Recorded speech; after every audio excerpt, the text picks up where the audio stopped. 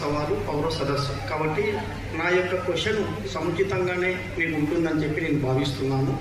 ఎందుకంటే మా జాతి రిజర్వేషన్ అంటే బేడా పుడగజన కమ్యూనిటీ సార్ మాది షెడ్యూల్డ్ కులాల్లో పొందపరిచిన కులమే.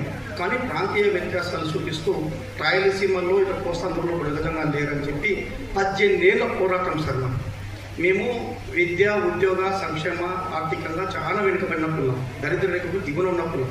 అసలు మా ఆ విధంగా ఇంత 18 ఏళ్ళ పోరాటం చేసినామంటేనే ఆ యొక్క కమ్యూనిటీ చెందిన వ్యక్తిగా నోటి అయినా కూడా ప్రభుత్వాలు స్పందించలేదంటే చాలా చిగ్గుచేటుగా నేను భావిస్తున్నాను.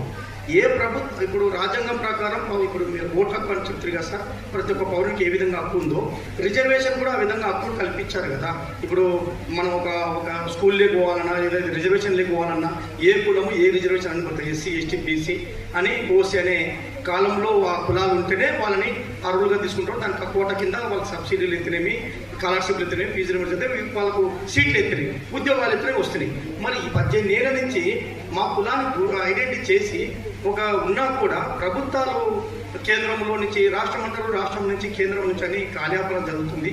దీనిపైన మాకు ఉన్న డౌట్స్ ఏంటంటే కేంద్రం సెంట్రల్ రాష్ట్రం పంపించే దానికి రిటర్న్ పంపిస్తూ కార్యాపన చేస్తూ ఉంది. దీన్ని ఏ విధంగా మేము ఎదుర్కోవాలి, ఏ విధంగా మేము తయారు చేసుకోవాలో నీ యొక్క సొల్యూషన్ చెప్పవలసిందిగా మనం ఏం చేస్తున్నాం సార్. అంటే ఇది ఇప్పుడు ఈ ప్రస్తుతం ఉన్నటువంటి ఈ సంబంధించి నేరుగా సంబంధించింది కాదు, అయినా కూడా ఒక మాట చెప్పగలం ఏంటంటే మీరు ఓటు హక్కు ఉండి కూడా అడుగుతుంటేనే ఇంత సమయం అయిపోయి ఇంత కష్టం అవుతుంది. రేపు పొద్దున మీకు ఉన్నటువంటి ఓటు హక్కు ఊడిపోతే మీ మొహం చూసేవాడే ఉంటారు. ముందు ఓటు హక్కు పోకుండా చూసుకోండి, ఎస్ఐఆర్ని ప్రతిఘటించండి, తర్వాత చూసుకోండి.